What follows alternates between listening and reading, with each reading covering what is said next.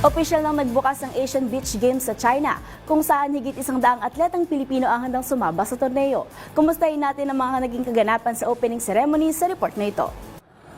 Bit-bit ang puso ng atletang Pilipino, formal nang pumarada ang delegasyon ng Pilipinas sa opening ceremony ng Asian Beach Game 2026 nitong Miyerkules sa Yasha Park Ring Theater sa China. Pinangunahan ni Ani Ramirez at Iman Xavier Baluyo, buong kumpiyansang nagmarcha ang 101 Filipino athletes, tanga ng layuning higitan ng kanilang kampanya ng bansa sa nakaraang edisyon. Target ng Pilipinas na lampasan ang medal haul nito noong 2016 sa Danang, Vietnam, kung saan nakapagtala ang bansa ng 2 ginto, 4 na pilak at 15 na bronze medal. Pero hindi lamang medalya ang nakataya sa kampanya ng Team Philippines ngayong taon dahil mahalaga rin itong paghahanda sa nalalapit na pag-host ng bansa ng Asian Beach Games sa 2028 sa Cebu. Ayon kay Philippine Olympic Committee President Abraham Tolentino, kasama si Chef de Mission Donaldo Don Caringal, mahalagang karanasang makukuha hindi lang ng mga atleta, kundi pati ng mga opisyal at organizer habang papalapit ang hosting duties ng bansa. Agad namang nagbigay ng magandang senyalis ang kupunan matapos makuha ng men's beach handball team ang panalo kontra Hong Kong sa kanilang opening match. Inaasahan namang mas titindi pa ang aksyon sa mga susunod na araw